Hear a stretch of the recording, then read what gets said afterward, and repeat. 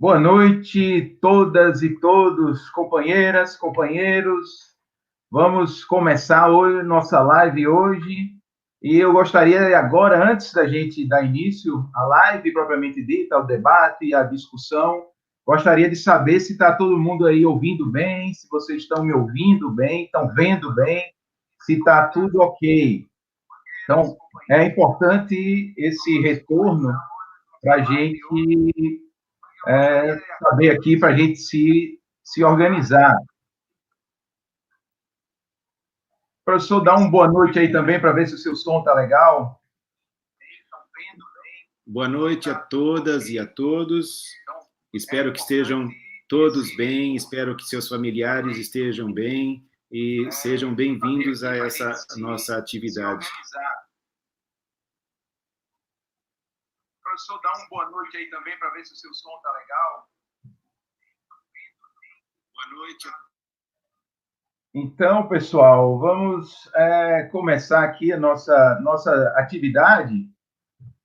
Eu sou Zilas Nogueira, sou professor de filosofia do Instituto Federal de Alagoas, e esse é o canal do MEP, Movimento por uma Escola Popular. Sejam todos e todas muito bem-vindos, muito bem-vindas para mais uma live aí do nosso canal. É importante que vocês deem aí o like, que vocês se inscrevam no canal, é importante para que a gente continue produzindo conteúdo de qualidade, para que a gente continue produzindo aí, trazendo para vocês reflexões importantes sobre a nossa realidade escolar, sobre a educação no Brasil. Então, olha só, vamos, antes da gente apresentar hoje o nosso convidado, é importante a gente fazer algumas lembranças. Então, veja, o MEP é um movimento por uma escola popular. Então, é um movimento que propõe, basicamente, que a escola seja um espaço educativo de produção de conhecimento, de tecnologias conectada aos interesses da comunidade, da sociedade, conectada com os interesses, sobretudo, da classe trabalhadora, e não escola submetida aos interesses do mercado, não escola submetida aos interesses da reprodução do capital. Então, a gente acha que a escola popular, ela tem que garantir, sim, a formação dos indivíduos, não a formação naquela perspectiva de inserir os estudantes, os indivíduos no mercado, nessa divisão social do trabalho imposta pelo capitalismo, mas uma formação que possa, que venha possibilitar os indivíduos a apropriação crítica do patrimônio cultural, científico, filosófico, artístico, produzido por toda a humanidade. Então, além de garantir essa formação, nós entendemos que a escola popular também deve ser um vetor do projeto político de emancipação dos trabalhadores, de um projeto político de superação dessa sociabilidade. Então, hoje nós vamos trazer um debate com o tema para além da escolha entre neutralidade e doutrinação em educação. Vejam, para discutir esse tema, nós temos a honra de receber, temos o prazer, nessa noite de sexta-feira, de receber o professor Newton Duarte. O professor Newton Duarte, que é graduado em Pedagogia pela Universidade Federal de São Carlos, mestre em Educação pela mesma universidade, doutor pela Faculdade de Educação da Unicamp, coordena o grupo de pesquisa Estudos Marxistas em Educação, é pesquisador associado do Instituto de Humanidades da Universidade Simon Fraser, de Vancouver, no Canadá, e autor de uma série de livros, artigos, organizou vários livros também, e entre outros se destacam, por exemplo, os livros Conteúdos Escolares e a Ressurreição dos Mortos, A Individualidade para Si, Crítica ao Fetichismo da Individualidade, A Pedagogia Histórico-Crítica e a Luta de Classes na Educação Escolar. Então, eu queria agradecer o professor Newton Duarte pela presença dele. Professor, esqueci alguma coisa? Se eu quiser acrescentar algo aí nessa apresentação, por favor, fique à vontade. Está ótimo, Zilas, não há nada a acrescentar. Só agradecer pela gentil acolhida.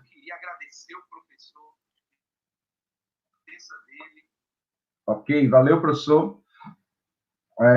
Então, olha só, também queria agradecer, obviamente, a todos e todas que estão aí presentes, que vão participar dessa live hoje com o professor Newton Duarte para discutir esse tema que é absolutamente atual, especialmente depois da ascensão do governo reacionário, truculento, de um governo anti-ciência. Então, é importantíssimo um governo que vem acossando os trabalhadores em educação, que vem acuando os trabalhadores em educação com um discurso de neutralidade. Então, um debate importantíssimo para todos nós. Valeu, obrigado vocês pela presença. Vejam só, nossa metodologia, como é que nós vamos fazer nossa live hoje? A gente vai fazer essa live uma duração entre 1 hora e 1 hora e meia, mais ou menos. É pouco tempo, então aproveitem bem aí o professor Newton Duarte. Então, nós vamos fazer uma fala inicial entre 20 e 30 minutos. Depois dessa fala inicial, um primeiro bloco de perguntas que vocês podem ir fazendo aqui no chat, podem ir fazendo durante a fala as perguntas. Então, o professor vai responder a essas perguntas. Nós vamos tentar, o máximo possível, colocar todas as perguntas organizadas. Tem uma equipe aí de sistematização que vai estar ativo nessa live para poder organizar as perguntas dentro de blocos temáticos, para que o professor possa responder da melhor forma possível. E aí, ele responde, e depois nós temos um segundo bloco de perguntas. Depois desse segundo bloco, as considerações finais, e a gente encerra essa live.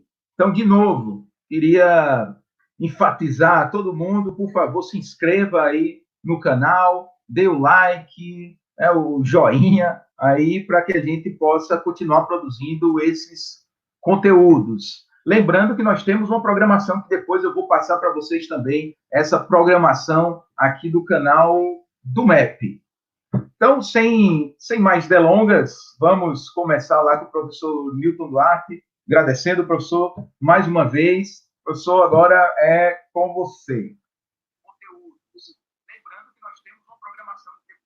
Bom, então, boa noite a todas, a todos, e agradecer pela participação nessa atividade. E antes de entrar no tema propriamente dito, eu espero que esteja tudo bem com todos vocês, com seus familiares, com seus amigos.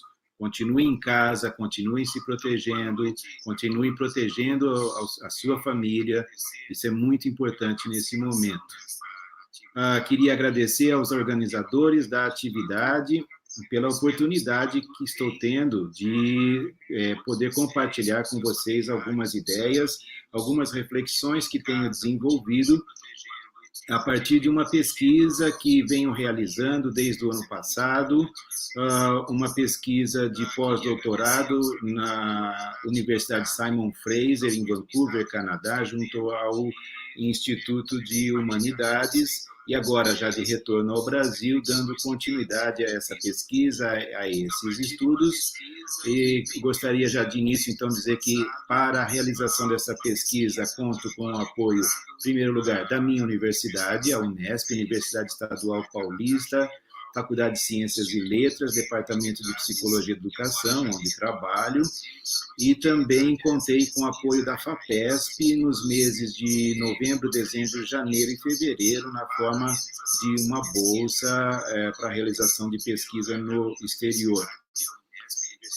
Como vocês sabem, o tema da nossa fala, da nossa conversa, é para além da escolha entre neutralidade e doutrinação em educação. Esse é um tema que é bastante importante para a nossa realidade educacional contemporânea, e é um tema que vem estando na pauta das discussões, vem sendo trazido à pauta das discussões em educação já há vários anos, e principalmente pelas críticas que setores da direita vêm fazendo já há alguns anos aos professores professores de todos os níveis de ensino, críticas no sentido de que os professores, especialmente das escolas públicas, estariam agindo de maneira doutrinadora. Então, a questão da doutrinação aparece por meio dessas críticas, e essa ideia de que os professores estariam agindo de maneira doutrinadora, ela vem direcionada numa perspectiva político-ideológica, que é a de acusar aos professores de agirem no sentido de uma doutrinação supostamente esquerdista, ou seja, os professores das escolas públicas estariam agindo para doutrinar os seus alunos numa visão política esquerdizante. Dentro dessa crítica vem a defesa de que uma educação não doutrinadora seria uma educação neutra. Então, a exigência de que os professores, os currículos escolares, os materiais escolares, materiais didáticos, deveriam seguir uma regra de absoluta neutralidade em educação. Bom, em primeiro lugar, é preciso que a gente se detenha a analisar de maneira criteriosa, de maneira bem fundamentada, de maneira absolutamente sustentada teórica e racionalmente, né, essa questão. Afinal, o que significa doutrinação? O que significa doutrinação em educação? Se existe doutrinação, quais as formas de doutrinação que existam? O que significa neutralidade em educação? Em primeiro lugar, né, doutrinação, da bibliografia que eu levantei, eu fiz um extenso levantamento de bibliografia em língua inglesa sobre esses temas da doutrinação e da neutralidade em educação.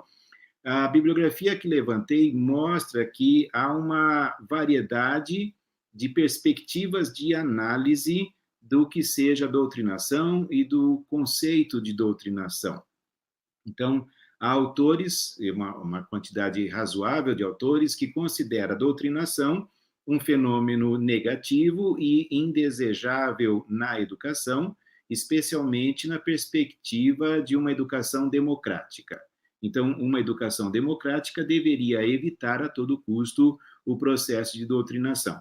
Nesse caso, os autores tendem a entender o processo de doutrinação como um processo que levaria as pessoas, principalmente as novas gerações, a aderirem a uma visão de mundo ou a aspectos, partes de uma visão de mundo, de uma maneira tal que as pessoas manteriam com essa visão de mundo uma relação de adesão à crítica, impedindo, ou ao menos cerceando bastante, as possibilidades das pessoas virem a submeter essa visão de mundo a uma análise crítica racional e também a possibilidade de analisarem racionalmente concepções de mundo diferentes dessa e até opostas a essa.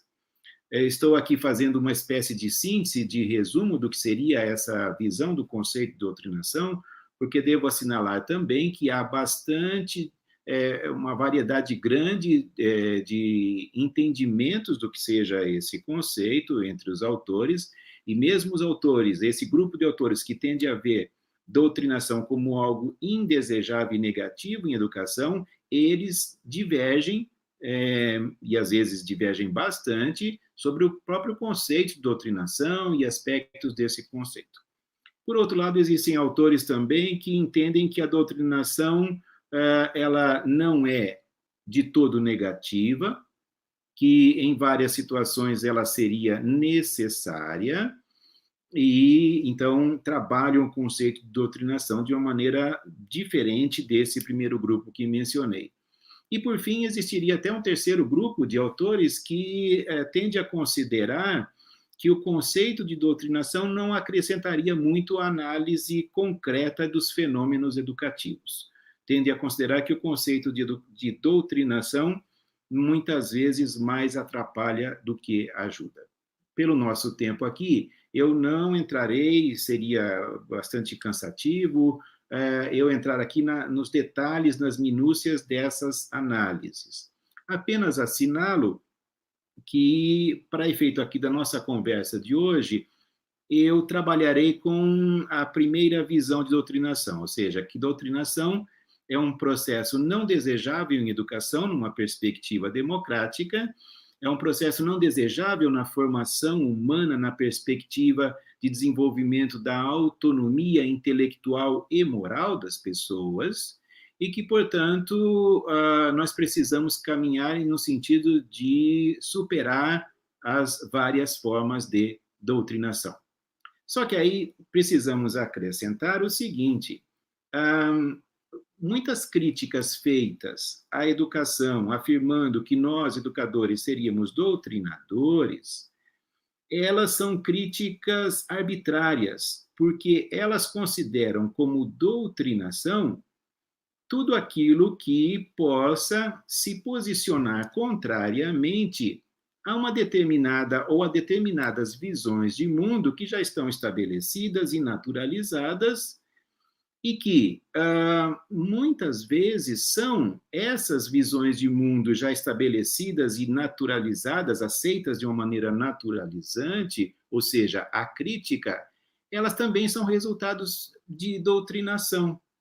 Ou seja, o que eu estou dizendo é que as críticas feitas ao que seria uma suposta doutrinação de esquerda nas escolas são críticas, muitas vezes, com o objetivo, não sei até que ponto consciente da parte de todos, mas da parte de alguns, eu creio que esse objetivo é consciente, da parte de outros talvez menos, mas com o objetivo, na verdade, de camuflar, de disfarçar uma doutrinação que já existe há bastante tempo e que faz as pessoas aceitarem certas ideias sobre a vida, sobre a sociedade, de uma maneira não crítica, e quando conteúdos escolares, abordagens pedagógicas, materiais didáticos enfocam conhecimentos, temas, questões que começam a colocar em questão algo que estava dado como natural, como todo mundo aceitando e concordando, como consensual,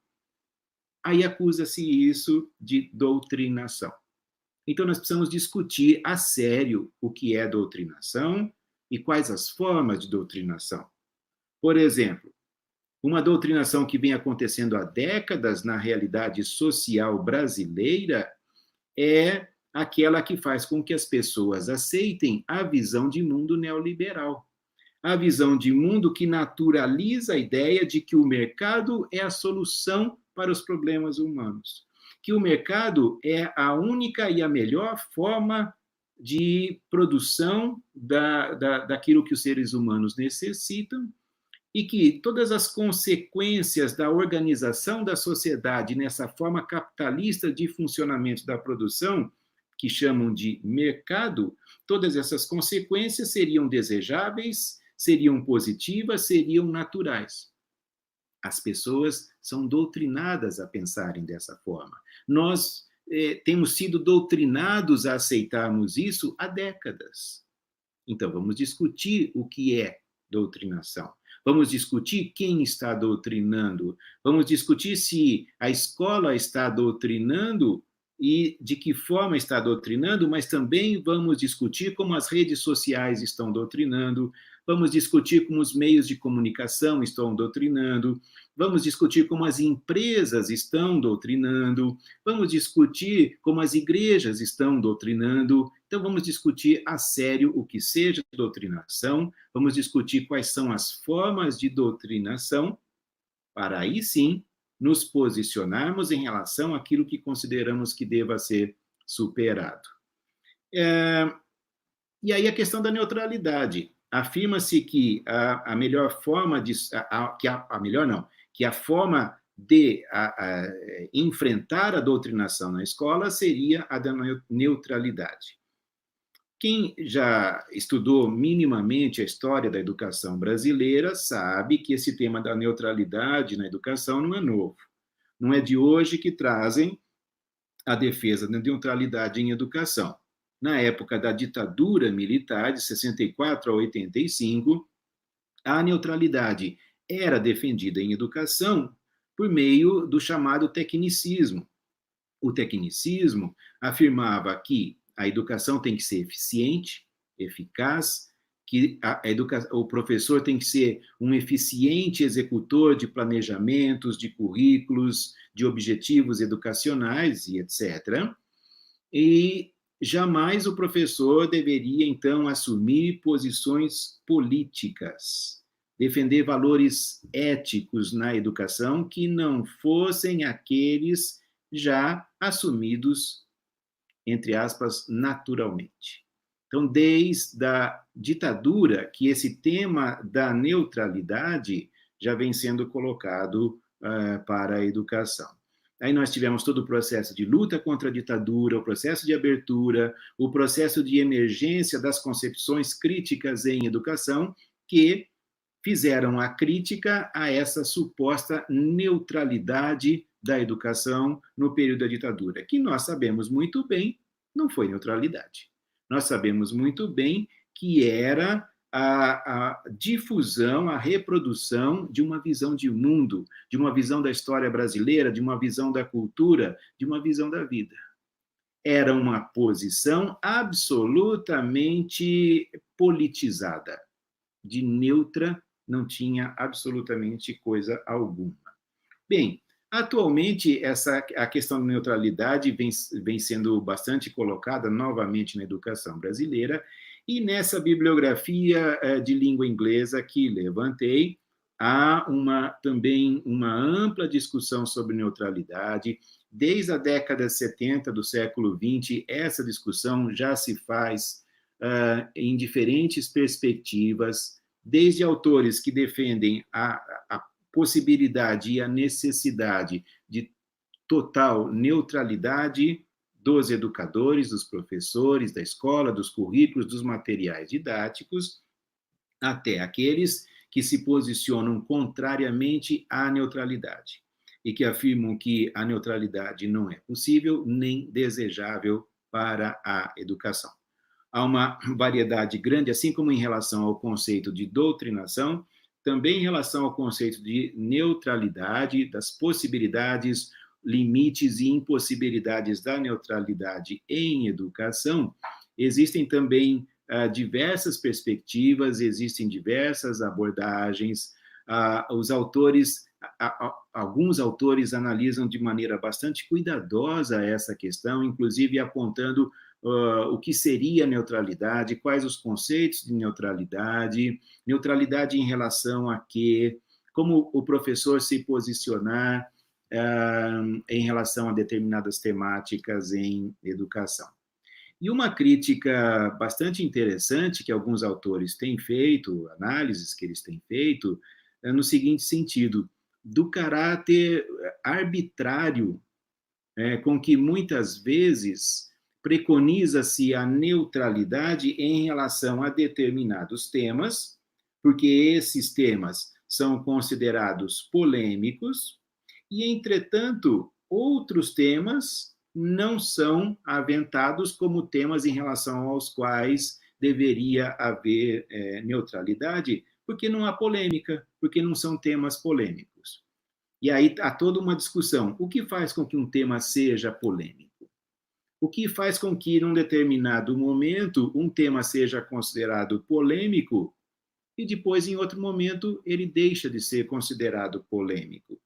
O que faz com que determinados temas, em relação a determinados temas, certos grupos da sociedade exijam ou façam reivindicações para que a escola ou não aborde esses temas, ou, se abordá-los, os faça a partir de determinadas perspectivas e impondo aos professores restrições muito grandes em relação a se eles podem ou não se posicionar em relação a determinados temas. Então, há autores que defendem que o professor, quando o tema é considerado polêmico, ele se mantenha o mais distante possível, ou seja, ele pode até estimular a discussão, favorecer uma discussão entre os alunos, desde que ele não formule suas posições. Há outros autores que defendem que sim, que o professor pode e deve apresentar suas posições e que isso não caracteriza necessariamente doutrinação,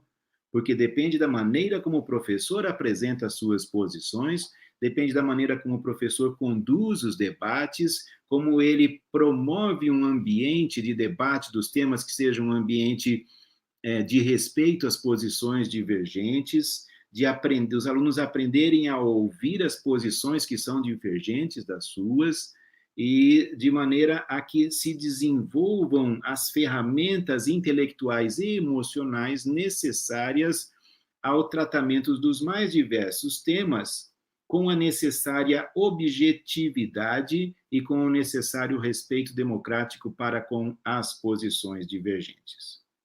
Vejam vocês, isso que eu estou falando é exatamente o oposto do que nós estamos vivendo hoje na nossa realidade brasileira, e agora não estou falando de situação escolar, eu estou falando da situação da realidade brasileira, que está se enfrentando, como o mundo inteiro está se enfrentando com o problema de uma gravíssima epidemia, de uma pandemia, e que nós temos autoridades que estão fazendo por meio das redes sociais, por meio das mídias, das várias formas de mídia, estão procurando fazer um intenso processo de doutrinação da nossa população, difundindo preconceitos, difundindo inverdades em relação ao que é o fenômeno dessa pandemia, o que são as formas de contaminação em relação a esse vírus, os riscos que existem para a população se ela não tomar os cuidados necessários para evitar a rápida proliferação do vírus. Então, há uma difusão de todo tipo de preconceitos, de inverdades, de tal maneira que o que está acontecendo é um processo intenso de doutrinação das pessoas. E é uma doutrinação tão intensa que as pessoas ouvem, elas têm acesso a informações. Informações de base científica sólida. Informações de pessoas sensatas, de pessoas que têm um compromisso ético com a vida e com a preservação das condições de saúde da população brasileira. Mas a doutrinação ocorre de maneira tão intensa que, mesmo tendo acesso às informações, as pessoas continuam a acreditar em determinados líderes que difundem preconceito, que difundem inverdades. Por quê? Porque, na verdade, eles trabalham dentro de uma determinada concepção de mundo, que é a concepção de mundo absoluta e radicalmente capitalista, que é a concepção neoliberal, que é a concepção de que, em primeiro lugar, vem o mercado. Em primeiro lugar, vem a economia. E a vida humana, claro, estamos falando da vida da população oprimida, da vida da classe trabalhadora, essa vida, ela está contingenciada, ela está submetida à continuidade da roda da economia. Então, a continuidade do movimento da roda da economia vem em primeiro lugar.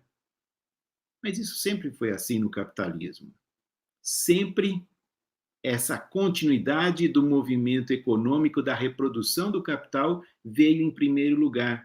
E a vida dos trabalhadores, das suas famílias, a vida dos oprimidos, a vida dos explorados nessa sociedade, ela vem em segundo, terceiro, quinto plano.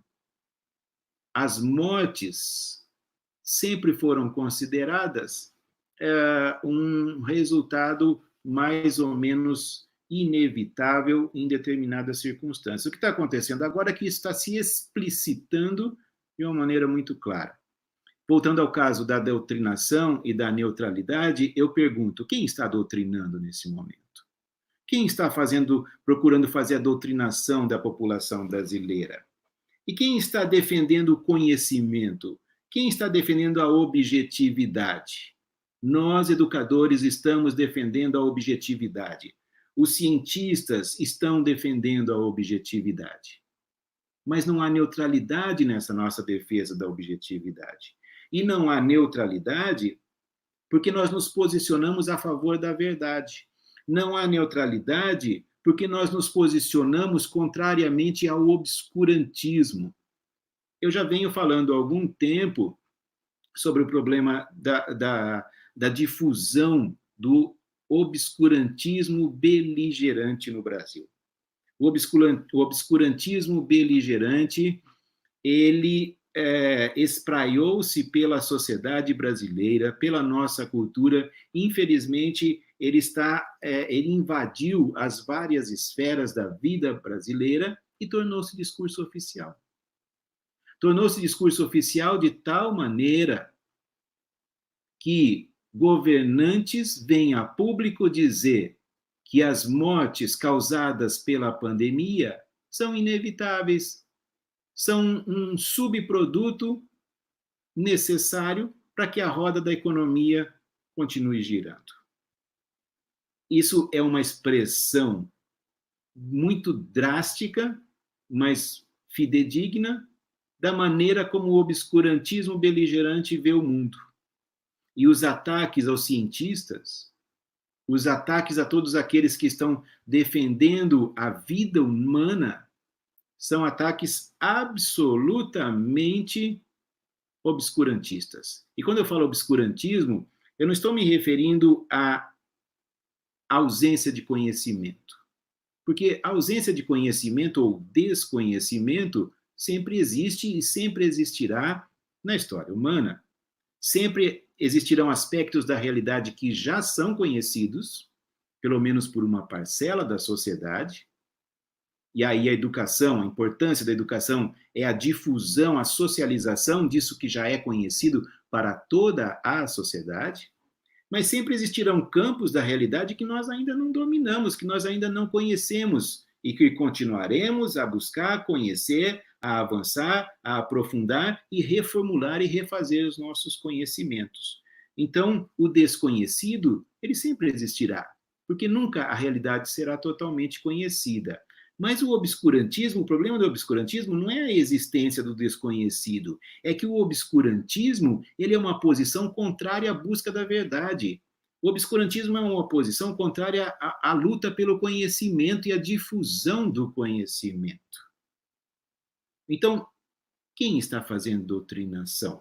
O ministro da Educação afirmou ano passado que as universidades federais, além de plantarem maconha e produzirem drogas nos laboratórios de química, seriam madraças de doutrinação.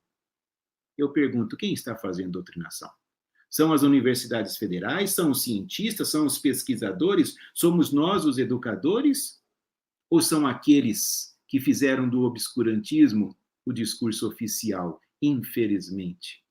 Um momento histórico tão trágico que a humanidade vem vivendo e que nós precisaríamos que os líderes, os dirigentes, assumissem um compromisso ético com a população, assumissem um posicionamento de estadista que se compromete com o enfrentamento de uma questão gravíssima de saúde pública em defesa da população.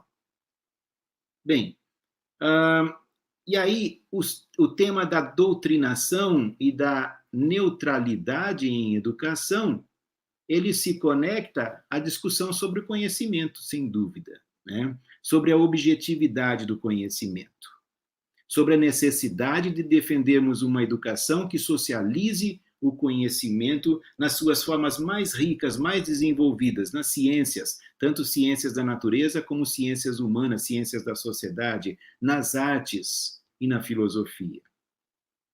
E aqui preciso também pontuar algo que é importante, né, que é o seguinte: uma parcela dos intelectuais de esquerda nas últimas décadas defendeu bastante que essa discussão sobre a verdade, sobre a objetividade do conhecimento, seria uma ilusão positivista. E que, na verdade, não existiriam verdades objetivas, existiriam narrativas. Existiriam diferentes visões de mundo, diferentes narrativas, cada uma dependendo do seu enraizamento cultural, do seu lugar de fala, e assim por diante. Agora nós temos um problema. Agora essa parcela da esquerda tem um problema porque ela tem que fazer a crítica às mentiras, às fake news que o obscurantismo vem difundindo, e já vem difundindo há algum tempo, e conquistou o poder dessa forma. Bom, para fazer a crítica a essas mentiras, nós precisamos admitir que a verdade existe. Nós precisamos admitir que existe conhecimento objetivo. Nós precisamos admitir que existe algo chamado realidade, e que essa realidade pode e deve ser conhecida, o que não significa de forma alguma que os conhecimentos sejam inquestionáveis, sejam absolutos, sejam perfeitos, estejam já prontos para sempre. Não, o conhecimento está em movimento, sempre em movimento, porque a realidade está em movimento, porque nós estamos em movimento. Mas a possibilidade de conhecer a realidade existe. E o conhecimento, aquele que nós já tenhamos alcançado, que a humanidade já tenha alcançado nas suas melhores formas, nas suas melhores expressões, ele precisa ser difundido para toda a sociedade. É por isso que o professor Demerval Saviani, há muito tempo, vem defendendo a tese de que a educação escolar tem como sua especificidade a socialização do saber sistematizado. E eu concordo 100% com essa afirmação. Nós defendemos uma educação escolar que socialize o saber sistematizado a todos, que socialize a todos o conhecimento nas suas melhores expressões. Não há neutralidade nessa posição. Nós somos contra as muitas e diversas formas de doutrinação. Nós não queremos doutrinação para a educação. Nós queremos que os indivíduos desenvolvam autonomia de pensamento, autonomia intelectual e moral, para que quando nós estejamos perante situações como essa, que estamos vivendo agora, as pessoas saibam reconhecer que estão sendo alvo de doutrinação, saibam se posicionar criticamente em relação à doutrinação, saibam se posicionar eticamente em relação a atitudes que não são aceitáveis. Não são aceitáveis em hipótese alguma. Não estou dizendo que o enfrentamento de um problema dessa gravidade seja simples, de forma alguma. Não estou dizendo que se resolve facilmente. Toda solução terá consequências, todo encaminhamento terá consequências. Mas é preciso assumir um compromisso ético com a vida, é preciso assumir um compromisso político com a população brasileira, especialmente a população que está sendo mais fortemente penalizada com essa pandemia, em decorrência das profundas desigualdades socioeconômicas. O Brasil, há muito tempo, é sabido que o Brasil é um dos países com índices de desigualdade socioeconômica mais elevados do mundo. E essa desigualdade agora está fazendo com que a pandemia tenha um efeito ainda maior sobre a população economicamente penalizada. O Brasil é um país com desigualdades muito profundas e já há bastante tempo vem sendo defendida a chamada flexibilização do trabalho, informalização do trabalho. E eu pergunto, quem mais está sofrendo agora? Quem mais está sofrendo as consequências socioeconômicas dessa pandemia? É exatamente a população submetida ao trabalho chamado flexibilizado, que, na verdade, é o trabalho precarizado.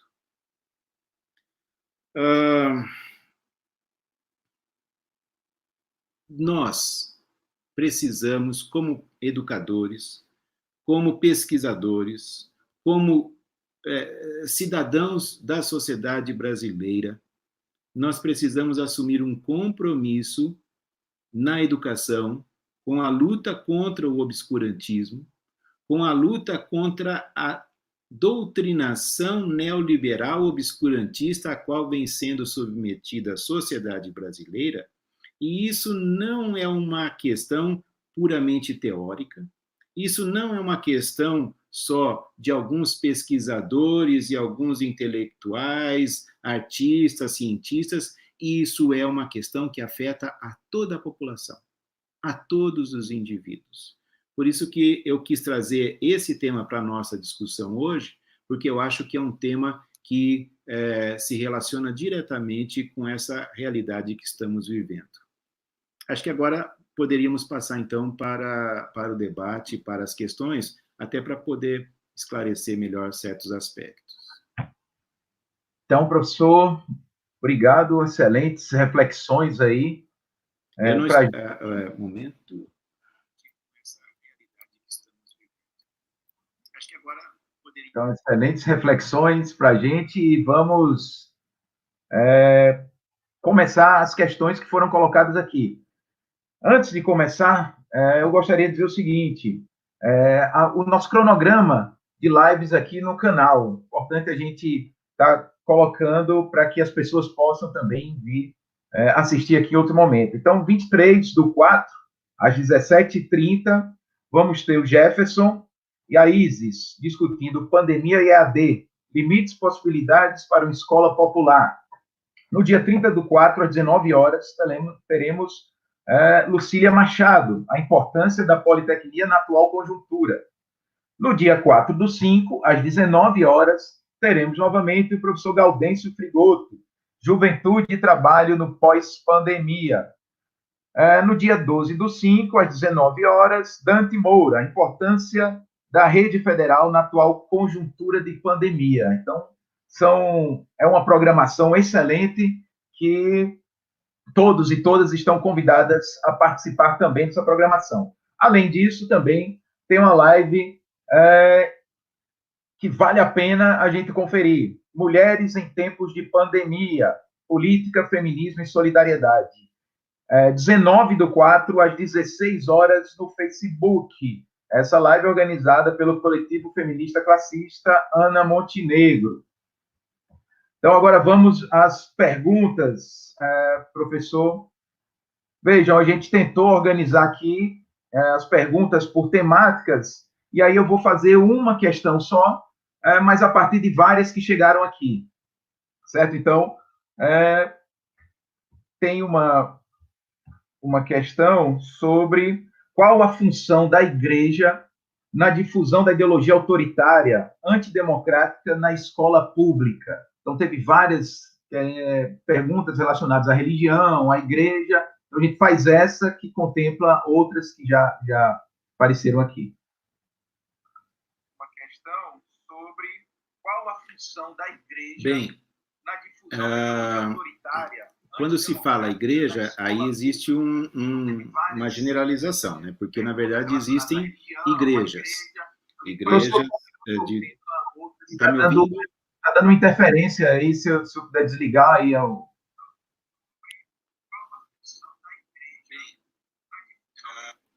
Está me ouvindo agora? Melhorou? Ok. É que está dando eco aqui eu desliguei o meu alto-falante. Quando a pergunta faz referência à igreja, então aí há uma certa generalização, né? Porque não existe a igreja, existem várias igrejas, a começar do fato de que existem várias religiões.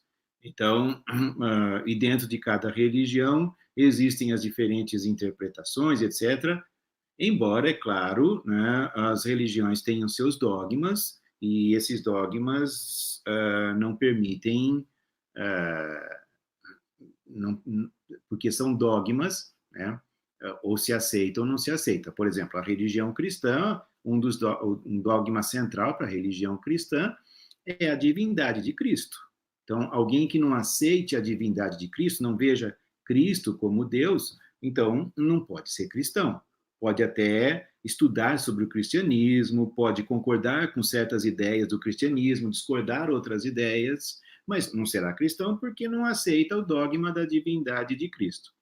Mas aceitar o dogma da divindade de Cristo não significa que, então, as pessoas concordem em vários outros aspectos em relação ao que seja o cristianismo. Então, há uma variedade bastante grande em termos das religiões. E estou falando do cristianismo porque é a religião, vamos dizer, hegemônica no Brasil. Mas, na verdade, no Brasil existem outras religiões que muitas vezes não são nem consideradas, não são respeitadas, né?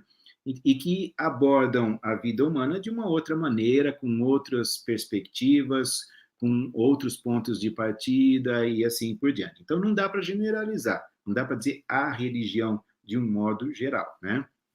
Agora, nós sabemos que existem igrejas no Brasil, especialmente algumas igrejas cristãs, que têm se posicionado a favor de posições, de perspectivas obscurantistas, né? Têm se posicionado a favor de posições que, inclusive, estimulam o ódio em relação a determinados grupos da população brasileira. O que me parece, né, é um tanto contraditório com a doutrina de Cristo que está nos evangelhos.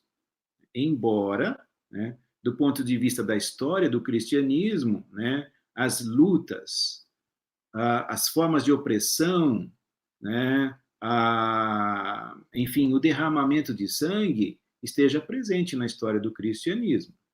Né? Todo mundo sabe disso. Entretanto, me parece que, para haver uma coerência com certos princípios da pregação de Cristo nos evangelhos, esse ódio deveria, no mínimo, ser questionado. Questionado como que, em nome da religião cristã, as pessoas disseminam o obscurantismo e o ódio. Né? Agora, tem uma outra questão. Por exemplo, na escola. A escola tem que ensinar o conhecimento científico, artístico e filosófico. Quando ela vai ensinar o conhecimento científico, ela, por exemplo, tem que trabalhar com alguns conteúdos, como é o caso da evolução das espécies. Ora, algumas concepções religiosas entendem que a escola não deveria trabalhar com a evolução das espécies, ou deveria, quando muito, apresentar a evolução das espécies como algo que alguns cientistas postulam, mas que teria igual ou até menor valor do que a visão do criacionismo. Me desculpe, mas isso não é aceitável. De forma alguma, isso não é aceitável. Que as igrejas, algumas igrejas, trabalhem com seus fiéis a visão do criacionismo, deve se respeitar numa sociedade democrática. Entretanto, quando a escola trabalha com conhecimento científico, ela tem que trabalhar com conteúdos como a evolução das espécies. Isso não é uma questão de ponto de vista. Isso é um conhecimento absolutamente comprovado. A evolução das espécies é um conhecimento comprovado. E a escola não pode deixar de ensinar esse conhecimento porque algumas correntes religiosas se oponham a isso. Da mesma forma que as pessoas não têm o direito de tentar impedir a difusão de conhecimentos científicos, por exemplo, sobre a pandemia, em nome de determinadas visões religiosas que digam que a ciência não tem toda essa autoridade para dizer o que acontece no mundo, o que acontece com a realidade, o que acontece com a vida humana. Isso não é aceitável.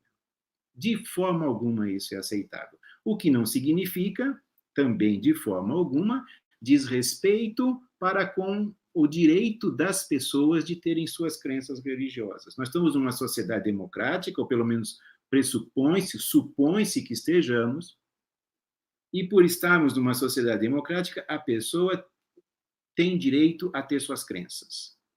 Da mesma forma que a pessoa tem direito a não ter qualquer crença religiosa, coisa que, aliás, na nossa sociedade é muito pouco respeitado. O direito à pessoa a não ter crenças religiosas. Mas, enfim, tendo crenças ou não tendo crenças religiosas, a pessoa tem que ser respeitada na sua individualidade. O que não podemos aceitar é que essas crenças impeçam a difusão de conhecimentos que são necessárias, essa difusão é necessária, esses conhecimentos são necessários para o desenvolvimento e a dignidade da vida de todos os seres humanos.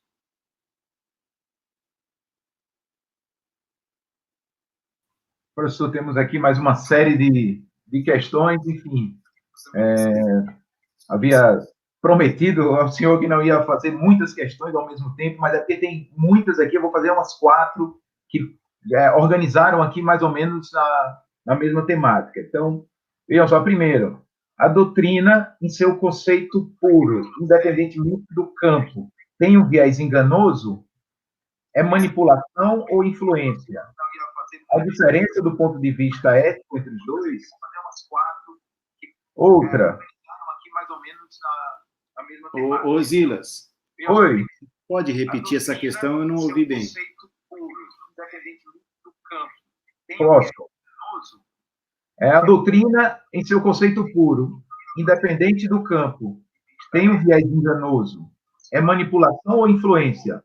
A diferença do ponto de vista ético entre os dois? Oi. Pode repetir essa questão? Eu não ouvi bem. Ok. Como fazemos uma defesa e afirmamos a centralidade da disputa da concepção de mundo sem cair uma doutrinação nesse sentido destacado? Como articular esses dois conceitos, considerando que toda narrativa ideológica, em essência, como lidar com o contraditório quando este argumento é utilizado para reforçar algumas falácias? Deu para entender isso? Terceiro, como articular esses dois conceitos? Como o senhor percebe a expiação em sala de aula, sobretudo com relação aos professores reconhecidos como esquerda? Como lidar com fundamentalismos em sala de aula? A última aqui desse bloco, professor. Os professores também eram acusados de doutrinadores no contexto do golpe de 64. É possível fazer paralelos com esse processo histórico que desembocou no golpe de 2016? Como lidar com fundamentalismos em sala de aula? Bom, vou tentar responder o mais adequadamente possível às questões formuladas. Se, porventura, não for satisfatória a minha resposta, por favor, recoloquem a questão e eu complemento, esclareço o que for necessário. Eu achei muito importante a pergunta sobre doutrina, porque, é claro, doutrinação, a palavra doutrinação, tem origem na ideia de doutrina. Então, se eu bem entendi a pergunta, né,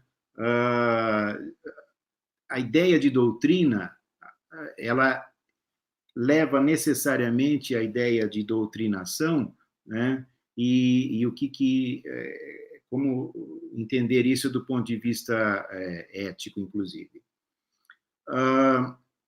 Nos autores que têm estudado, nem todos fazem a discussão sobre o conceito de doutrina. Inclusive, há autores que fazem essa crítica, dizem que fala-se muito sobre doutrinação, né, e não se discute, então, o que seria doutrina. E como é que vai se discutir doutrinação sem discutir o que seria a doutrina? Então, realmente, essa é uma questão importante e, digamos, demanda aprofundamento da discussão. Eu, de minha parte, tenho uma certa discordância em relação a se considerar tudo como doutrina, né? Às vezes me parece que as pessoas generalizam um pouco a ideia de doutrina, o que seja uma doutrina. Eu, por exemplo, não identifico doutrina com visão de mundo, porque essa seria uma possibilidade, identificar doutrina com visão de mundo. Eu não considero isso, eu não vejo dessa maneira.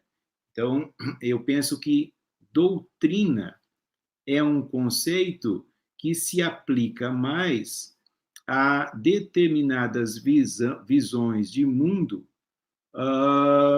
que têm aspectos mais fechados, têm perspectivas mais rígidas e mais estáticas, no limite, né, perspectivas mais dogmáticas. Eu sei que essa conceituação de doutrina é passível de divergência, eu sei que ela é passível de crítica, não ignoro isso, mas eu trabalho com uma visão mais restritiva do conceito de doutrina. E, nesse sentido, né, é por isso que me posiciono contrariamente à própria ideia de doutrinação em educação. Eu penso que é diferente nós trabalharmos a educação de maneira a aprisionar o indivíduo a uma visão de mundo que cerceie o seu desenvolvimento intelectual e moral, e nós trabalhamos a educação de maneira a criar as condições para que os indivíduos possam, sim, avançar, desenvolver, transformar sua visão de mundo, sua concepção de mundo em direção a concepções de mundo, uma perspectiva de emancipação humana, em concepção de mundo, uma perspectiva de libertação da humanidade das várias formas de opressão. Eu não vejo isso como uma doutrina. Eu vejo isso como uma visão de mundo mais adequada às lutas da humanidade pela emancipação em relação às muitas formas de opressão, em relação às muitas formas de alienação e de dominação do ser humano pelo próprio ser humano. Nesse sentido, eu penso que o trabalho nosso na escola, né, o trabalho nosso na educação, de modo geral, não só na escola, é um trabalho no sentido de superar, como eu disse, as formas de doutrinação existentes na nossa realidade social, entendendo que a realidade social, ideológica, cultural do capitalismo é uma realidade que depende, sim, para a sua sustentação ideológica de processos de doutrinação. Então, para nós buscarmos superar essa forma de sociedade, nós precisamos compreender essas formas de doutrinação e compreender como superar, como lutar contra essas formas de doutrinação. Foi também perguntado como trabalhar com os fundamentalismos na escola. Bom, eu penso que eu não vou entrar nessa discussão sobre fundamentalismo, que eu nem acho esse conceito também um conceito de muita precisão. Mas eu vou traduzir fundamentalismo mais com o significado de posições dogmáticas, sectárias e obscurantistas que chegam à sala de aula, né? Então, como trabalhar com isso? Eu acho que a melhor forma de trabalhar é desenvolvermos na escola um ambiente de discussão respeitosa, racional, cientificamente fundamentada e eticamente posicionada em favor da emancipação humana, e, nesse sentido, concepções dogmáticas que se oponham à emancipação humana, que difundam preconceitos, que se oponham ao conhecimento científico, à difusão do avanço do conhecimento humano, elas devem ser problematizadas, com respeito à pessoa, com respeito à individualidade da pessoa. Porque o fato de uma pessoa ter sido doutrinada numa concepção preconceituosa não nos autoriza de forma alguma a não respeitarmos essa pessoa como pessoa. Agora, respeitarmos ela como pessoa não significa que devemos respeitar formas opressivas de pensamento que ela, muitas vezes, sem ter consciência, está reproduzindo nos ambientes que frequenta. Agora, as pessoas que são militantes conscientes do obscurantismo e que fazem das várias situações que elas buscam atacar aos outros, procuram difundir preconceitos e visões depreciativas em relação às outras pessoas, essas pessoas precisam ser ensinadas a respeitar o ser humano, a respeitar a dignidade humana, a respeitar o debate democrático, a respeitar a análise fundamentada, a respeitar as discussões que realmente visem fazer avançar, né, a sociedade, a humanidade e valorizar a dignidade da vida humana. Então, a gente tem que ter muito cuidado, muito tato para lidar com as diversas situações, porque é diferente uma situação que a gente esteja enfrentando um militante consciente do obscurantismo, de uma situação em que a gente esteja se deparando com uma pessoa que reproduz obscurantismo porque foi doutrinada nesse obscurantismo, mas que nós possamos aproveitar oportunidades para dialogar e conversar com essa pessoa no sentido de trabalhar valores éticos e perspectivas de conhecimento da realidade que se oponham ao obscurantismo. Então, não tem uma fórmula para como trabalhar isso na escola, para como trabalhar em sala de aula, mas é uma luta, é um desafio para nós educadores, que nós não podemos, de forma alguma, abrir mão da socialização do conhecimento por meio das instituições de ensino. Não sei se respondi satisfatoriamente às perguntas que foram formuladas. Ok, professor, valeu. Agora tem mais uma aqui, que é, na verdade, uma pergunta que é uma síntese de várias perguntas que chegaram aqui sobre esse mesmo tema. Então, nessa pergunta, eu vou contemplar aí várias outras que chegaram aqui. Em sua visão, sobre escola sem partido, em sua visão, escola sem partido é um movimento político? Como você analisa a penetração social de movimentos tipo escola sem partido no Brasil? Quais seriam as bases intelectuais desse movimento? Nessa pergunta, eu vou contemplar aí várias. Bom, em relação ao movimento Escola Sem Partido, já existem análises bastante consistentes, bastante aprofundadas de pesquisadores brasileiros, né? Nós tivemos aí a live com o professor Gaudêncio Frigoto. Ele e outros pesquisadores organizaram 2 excelentes coletâneas, né, sobre esse movimento Escola Sem Partido, com análises muito apropriadas em relação a esse movimento. Nós temos o livro também do professor Luiz Antônio Cunha, O Projeto Reacionário em Educação. Enfim, nós temos uma produção já bastante significativa que faz análise crítica do movimento Escola Sem Partido, e então eu não tenho muita coisa a acrescentar a essas importantes contribuições. Ao contrário, eu me apoio nessas contribuições.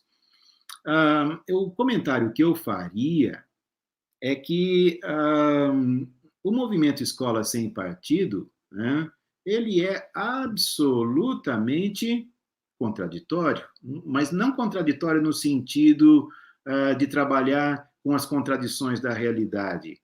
Ele é contraditório no sentido de incoerente. Há incoerências assim crassas em toda a linha argumentativa desse movimento Escola Sem Partido e das pessoas que possam nem participar do movimento, mas que reproduzem perspectiva semelhante ou idêntica à desse movimento, né? Mas uma das incoerências que precisam ser... Bom, uma incoerência, o professor Luiz Antônio Cunha aponta no seu livro, né? Esse movimento fala de doutrinação política, embora se limite à apresentação caricata de alguns exemplos do que seria doutrinação política esquerdista nas escolas, mas esse movimento não faz qualquer menção, por exemplo, a doutrinação religiosa nas escolas. E nós sabemos que ela existe. Só que como ela é naturalizada, como a sociedade não questiona essa doutrinação religiosa nas escolas, e como o movimento tem por objetivo tão somente atacar a escola democrática, atacar a educação democrática, o seu movimento, o seu objetivo, na verdade, é impedir a socialização do saber sistematizado. Então, é claro que ele não vai questionar esse tipo de doutrinação. Mas, como o professor Luiz Antônio Cunha assinala muito apropriadamente, ele questionaria a doutrinação se a vertente religiosa que estivesse sendo, vamos dizer, o indivíduo estivesse sendo doutrinado nessa vertente, fosse, por exemplo, de uma religião afro-brasileira. Aí eles apontariam como doutrinação. Mas eu acrescentaria algo que eu mencionei na minha fala, né, que existem outras formas de doutrinação que esse movimento, em absoluto, se propõe a questionar na escola, que é a doutrinação pró-capitalista, que é a doutrinação neoliberal. Eu vou dar um outro exemplo de doutrinação que existe na mídia, nas redes sociais, nas instituições brasileiras, inclusive também na educação, que é a doutrinação na ideia do empreendedorismo. O empreendedorismo é uma ideia que foi largamente difundida na sociedade brasileira como algo muito positivo. E é um processo tão intenso de doutrinação que as pessoas fazem empréstimo acreditando que vão montar o seu negócio, que vão ser livres porque montaram o seu negócio, e as pessoas se veem reféns do sistema financeiro internacional, do sistema bancário. As pessoas caem numa ilusão, numa enorme ilusão que é o empreendedorismo. E que agora, com a crise econômica decorrente da pandemia, a precariedade do empreendedor, do pequeno empreendedor, fica muito visível. Mas há um intenso processo de doutrinação favorável ao empreendedorismo. Então, o movimento Escola Sem Partido, ele não é um movimento contra a doutrinação, em absoluto. Aliás, ele difunde a sua retórica de maneira essencialmente doutrinadora. O que o movimento Escola Sem Partido faz é procurar doutrinar a sociedade brasileira, a população brasileira, doutrinar contra os professores, contra a escola pública, contra a socialização do conhecimento. Né? Então, é um movimento que é absolutamente falso naquilo que diz defender. Ele não defende de forma alguma a neutralidade da educação.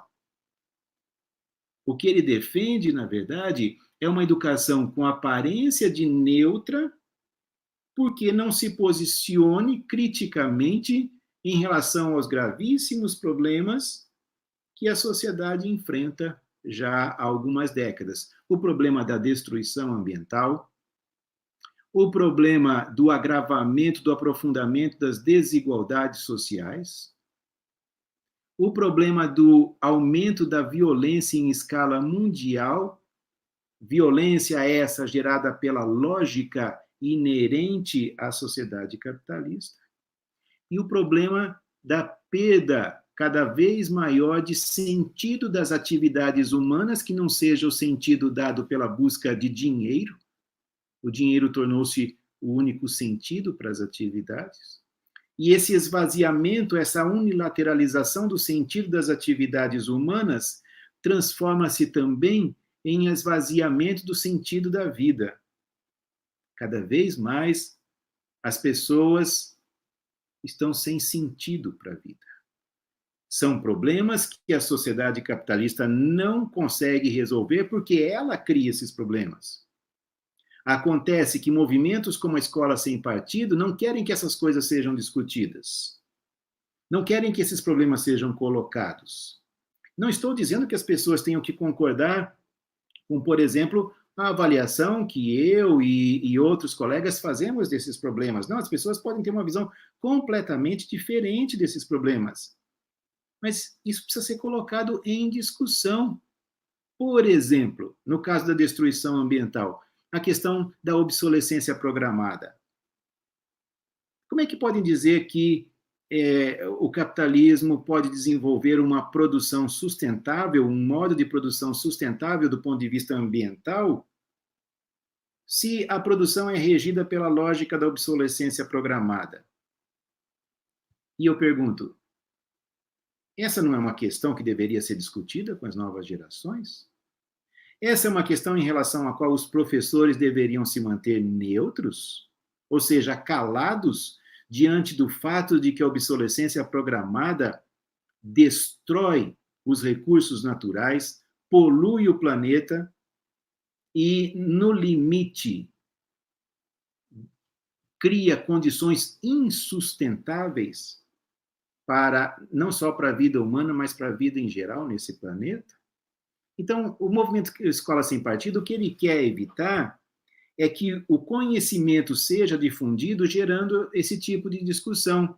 Veja, por exemplo, Donald Trump nos Estados Unidos afirmando que não existe o problema do aquecimento global, que não é a poluição, não são as atividades humanas que geram o aquecimento global. Como vocês sabem, esse obscurantismo que agora espraia-se tão fortemente pela sociedade brasileira, ele é uma imitação barata do obscurantismo do presidente norte-americano Donald Trump, que vem afirmando já há bastante tempo que essa questão do aquecimento global é uma falsa questão, quando cientistas do mundo inteiro já demonstraram que é uma questão de grande importância, uma questão gravíssima. O movimento Escola Sem Partido, ele não quer a escola discutindo essas questões. Ele não quer a difusão do conhecimento. O que ele quer é doutrinação.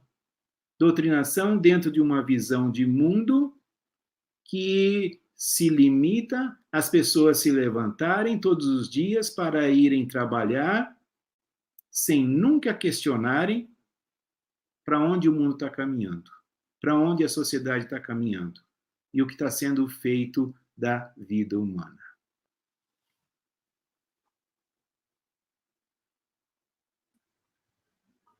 Valeu, professor, obrigado. Nós temos aqui também mais duas perguntas que eu vou colocar para você, mas que elas sintetizam várias que chegaram aqui. Tem mais essas duas, depois a gente tem mais uma pergunta que sintetiza também muitas que chegaram para a gente ir caminhando para o final.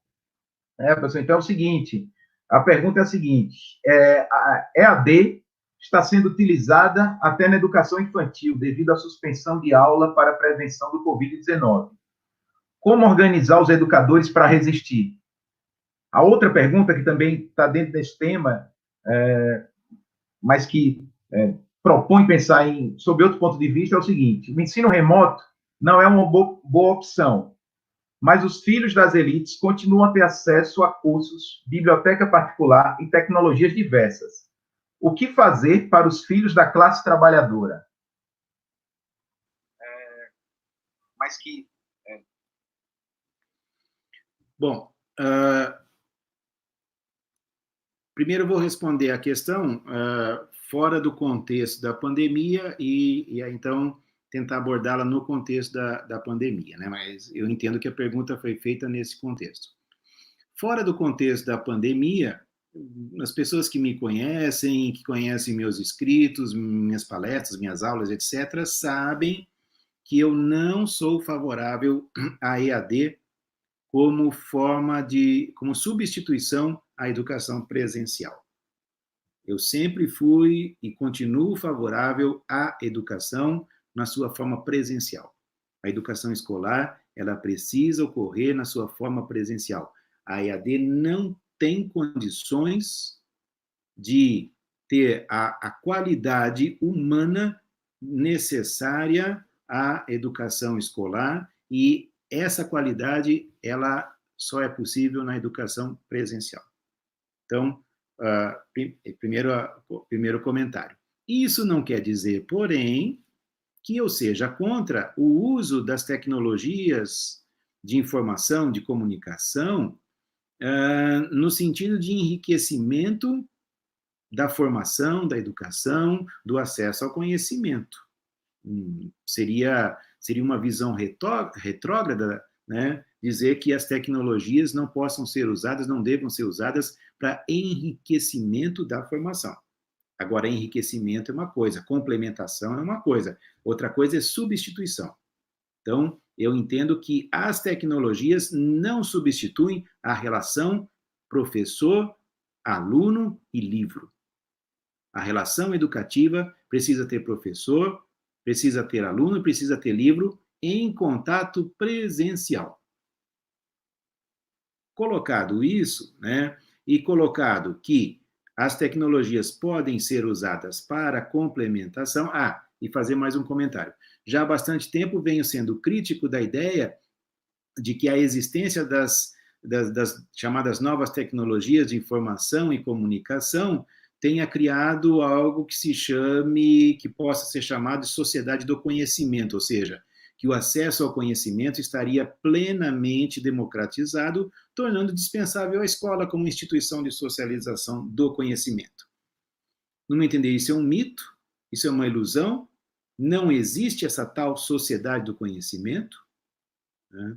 E o uso dessas tecnologias de informação e comunicação não tem propiciado mais acesso ao conhecimento, não tem elevado o nível de conhecimento da população em geral. Então, eu acho que isso já está, inclusive, socialmente demonstrado. O que a existência pura e simples dessas tecnologias não leva à democratização do acesso ao conhecimento. Agora, estamos numa situação de pandemia, em que as pessoas precisam ficar em casa para se proteger, para proteger sua família, para evitar um avanço acelerado da contaminação pelo vírus, para que as autoridades, os agentes da área de saúde, os profissionais da área de saúde, as instalações médico-hospitalares possam atender aos atingidos pela epidemia de maneira a garantir o melhor possível, né, o atendimento, salvar vidas humanas, etc., o que se torna impossível se a epidemia alcança níveis muito elevados e o sistema médico hospitalar, o sistema de saúde entra em colapso. Então, tudo que se deve evitar é o colapso desse sistema, para que as pessoas possam ser atendidas, né, possam ser socorridas, e não só, claro, as pessoas atingidas pelo vírus, mas as pessoas com todo tipo de problemas de saúde. Bom, nesse contexto, então, as aulas estão suspensas e devem continuar suspensas, as pessoas estão em casa, e aí nós temos, mais uma vez, uma situação de desigualdade. Desigualdade no nosso sistema educacional.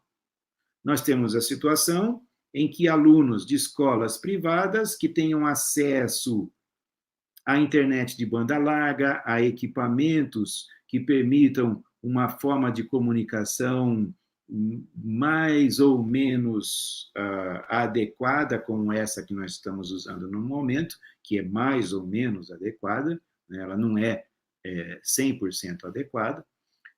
Então, esses alunos estão tendo aulas, esses alunos estão tendo uma certa continuidade da sua vida escolar, embora, assinale-se, essa continuidade não seja da mesma qualidade que a educação presencial. Mas nós estamos tendo a reprodução dessa situação de desigualdade porque os alunos da rede pública não estão tendo acesso a isso, e não só porque a rede pública não esteja disponibilizando, mas porque as condições de vida dos alunos da rede pública muitas vezes não permitem esse acesso, porque não tem acesso por exemplo, conexão de banda larga, a equipamentos tecnológicos, enfim, que permitam a realização da EAD com um mínimo de qualidade, mesmo considerando-se que a EAD não tem condições de ter a mesma, na minha posição, a mesma qualidade da educação presencial. O que fazer? Não sei responder. Não sei, não tenho, não vou inventar uma resposta, seria responsabilidade minha tentar inventar uma resposta nesse momento. Né? Eu acho que nesse momento, pessoas que compreendam, que dominem melhor esta questão do uso das tecnologias, sem a fetichização da tecnologia, né? Fetichização essa que, infelizmente, tem sim estado presente, tem dominado os discursos sobre a importância da tecnologia para a educação, desde o tecnicismo lá da década de 70 do século passado até o tecnicismo contemporâneo, né? Existe a fetichização da tecnologia, existe a mistificação da capacidade da tecnologia de resolver problemas. Então, eu espero que aqueles que dominam mais esses recursos possam agora fazer uma análise desmistificada, não fetichizadora e não mercadológica da tecnologia para investigar, para averiguar até que ponto ela possa ser usada em benefício dos alunos das redes públicas de ensino. Mas eu, pessoalmente, não tenho resposta a essa questão. O que eu penso é que nós não podemos fingir que o problema está sendo resolvido, fingir que a educação está sendo mantida com qualidade, que os alunos estão aprendendo, que os alunos estão sendo ensinados. Nós não podemos usar a tecnologia para fingir que está tudo normal. Porque se nós fizermos isso, no meu entender, o prejuízo para a formação dos alunos será ainda maior. E nós temos que ter clareza do quanto é possível ou quanto não seja possível atingir a todos os alunos da rede pública. Porque da mesma forma que para a educação presencial nós precisamos de transporte para que os alunos cheguem à escola, e esse transporte é importante, porque não podemos simplesmente dizer, problema de cada um, como é que chega à escola. É preciso ter transporte para que as crianças, para que os jovens cheguem à escola. Se vamos falar de uso de tecnologia, é preciso que as condições sejam oferecidas. E quando falamos em condições, nós devemos pensar nas condições sociais de vida como um todo dos alunos. Eu pergunto, neste momento, os alunos estão em condições físicas, mentais, emocionais, de acompanharem um processo formativo com o uso de uma tecnologia de uma maneira totalmente diferente do que é um processo formativo presencial, numa situação de absoluta insegurança que todos estamos sentindo ao enfrentarmos essa pandemia. Então, esse é um aspecto que também precisa ser considerado. Então, é uma situação muito complexa, não quero de forma alguma apresentar aqui nenhuma visão simplificadora dessa situação, e como eu disse, eu não tenho respostas. Agora, a resposta que eu tenho é, se formos encontrar soluções, tem que ser soluções reais. Elas não podem ser fictícias, elas não podem ser enganosas. Porque se essas soluções não forem reais, temos que assumir que haverão, sim, consequências indesejáveis em termos de calendário escolar e etc. para os alunos. Meu professor, muito bom, obrigado. Nós temos aqui mais uma última pergunta que a gente deixou mesmo para o final, lembrando que a gente está sempre organizando ou tentando organizar as perguntas por temas e pegando uma ou outra que sintetize várias perguntas que chegam aqui para a gente. Então, a gente está fazendo assim de uma em uma, mas sintetizando várias outras que chegaram com o mesmo tema. Antes de fazer essa última pergunta, para que o professor possa responder e logo fazer as suas considerações finais, para a gente encerrando, Só lembrando mais uma vez o nosso cronograma. Então, na semana que vem, dia 23/4, nós vamos ter Pandemia EAD, limites e possibilidades para uma escola popular. Então, nós vamos ter essa live às 19 horas. Então, o horário é 19 horas, com Isis Leite e Jefferson Gonzalez. No dia 30/4, Lucília Machado, a importância da Politecnia na atual conjuntura, às 19 horas também. 4/5, Gaudêncio Frigoto, Juventude e Trabalho no Pós-Pandemia, também às 19 horas. No dia 12/5, ainda às 19 horas, Dante Moura, a importância da rede federal na atual conjuntura de pandemia. Então, uma programação muito interessante que a gente pode acompanhar, deve acompanhar, para a gente pensar melhor a educação nesses tempos tão conturbados. Lembrem-se também de dar o like aqui, de se inscrever no canal, de acompanhar nossas redes sociais. Então, professor, a última pergunta aí quais as saídas para uma educação na perspectiva da classe trabalhadora em tempos de negação da ciência, de desmonte da educação pública? Se inscrever no canal, de acompanhar nossas redes sociais. Então, professor, a última pergunta aí. Bem, quais as saídas para uma na verdade, da classe trabalhadora? Não é uma saída propriamente, né? Não acho que assim tenhamos uma saída. Nós temos formas de enfrentamento, nós temos perspectivas de educação, nós temos perspectivas da sociedade e do que o que nós queremos lutar, pelo que nós queremos lutar, né, em termos de construção do futuro para as novas gerações, de transformação da sociedade.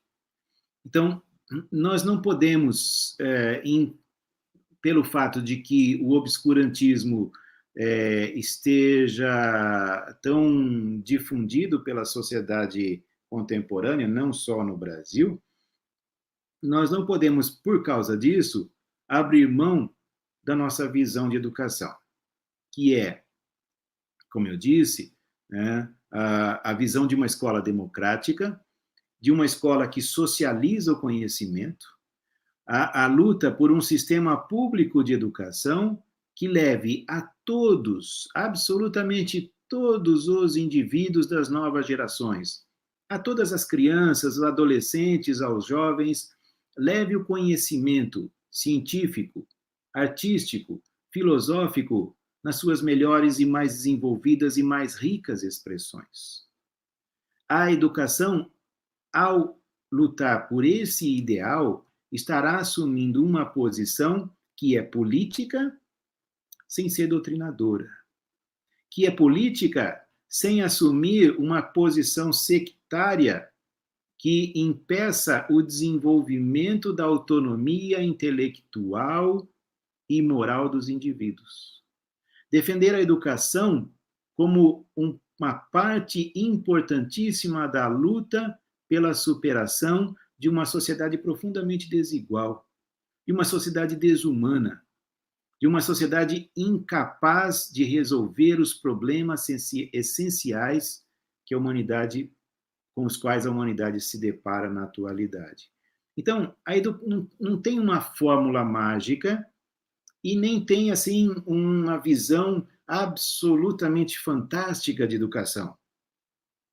A visão de educação que nós defendemos é da educação que realmente faça todo o possível para difundir o conhecimento nas suas melhores expressões. Então, eu volto a algo que eu comentei. Nós precisamos defender que o conhecimento da realidade é possível, que a realidade existe, que ela pode ser conhecida, que ela pode ser explicada, que ela pode ser transformada. Mas a realidade, ela não é uma coisa monolítica e estática. A realidade, como escreveu Antônio Gramsci já há bastante tempo, ela não é só aquilo que existe, a realidade também contém as possibilidades. As possibilidades daquilo que ainda não existe. E nós precisamos conhecer essa realidade com as suas possibilidades, para que a gente possa, então, se posicionar em relação a essas possibilidades e agir para que algumas delas se concretizem e outras delas não se concretizem. Nós não queremos, por exemplo, que se concretize a possibilidade da destruição ambiental total. Nós não queremos que se concretize a possibilidade de destruição das condições de vida nesse planeta. Nós não queremos que se concretize a possibilidade da barbárie tomar conta, em definitivo, das relações sociais. Nós não queremos que se concretize a possibilidade da guerra nuclear. Há uma série de possibilidades que nós não queremos que se concretizem. Mas há possibilidades que nós queremos, sim, lutar para que elas se concretizem. Desde as possibilidades de pleno desenvolvimento que existe em cada criança, porque cada criança é um ser repleto de possibilidades de desenvolvimento, até as possibilidades de emancipação de todas as formas de opressão que existem para a humanidade no seu todo. Nós estamos vivendo um período tão sombrio da história humana que parece até uma utopia irrealizável afirmar que a humanidade possa se libertar das muitas formas de opressão que existem. Pois isso não é uma utopia. Isso é uma possibilidade que existe.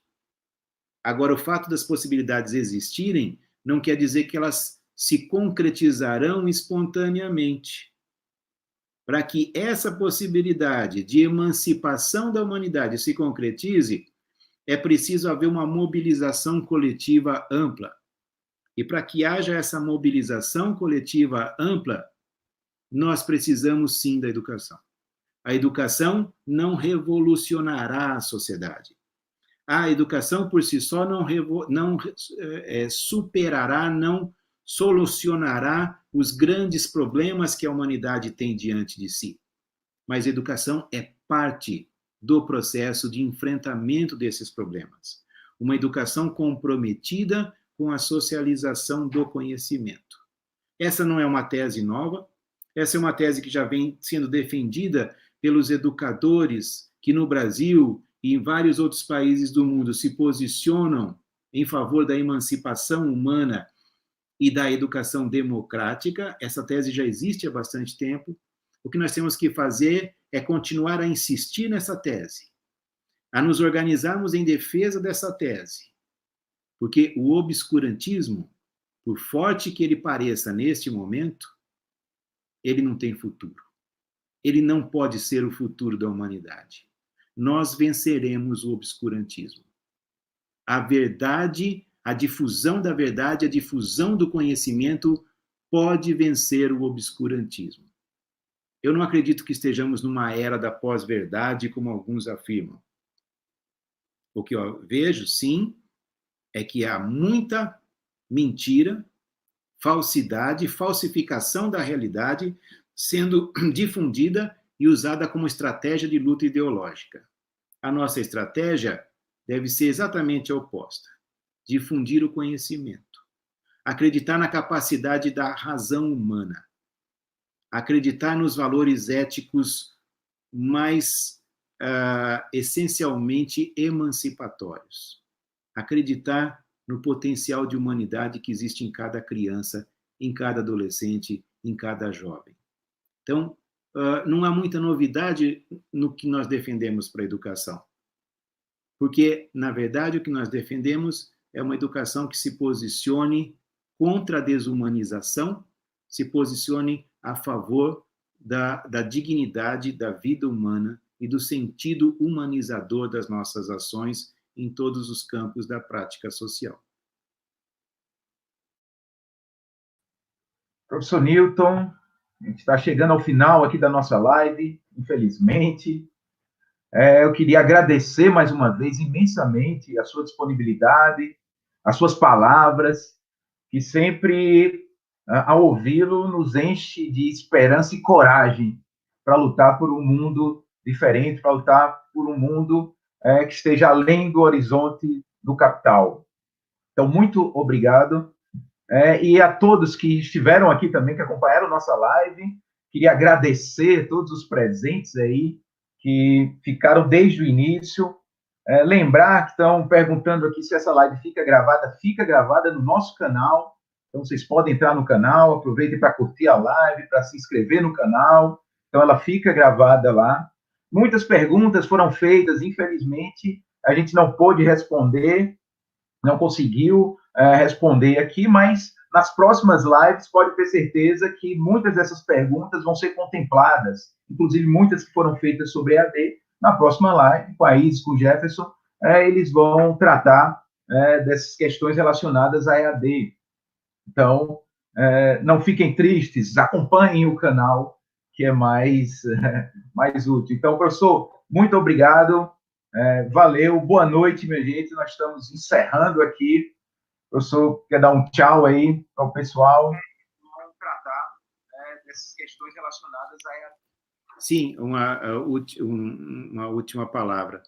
Eu queria que todas e todos que estão participando dessa atividade recebam o meu afetuoso abraço e a minha mensagem de esperança, realmente, de convicção de que, em primeiro lugar, nós venceremos, a humanidade vencerá esse vírus, e quando nós sairmos às ruas novamente, o obscurantismo ainda estará pelas ruas, mas nós venceremos o obscurantismo. Um abraço a todos vocês. Valeu, obrigado, pessoal. Boa noite a todas e todos. Em primeiro lugar, nós venceremos, a humanidade vencerá esse vírus, e quando nós sairmos às ruas novamente, o obscurantismo ainda estará pelas ruas,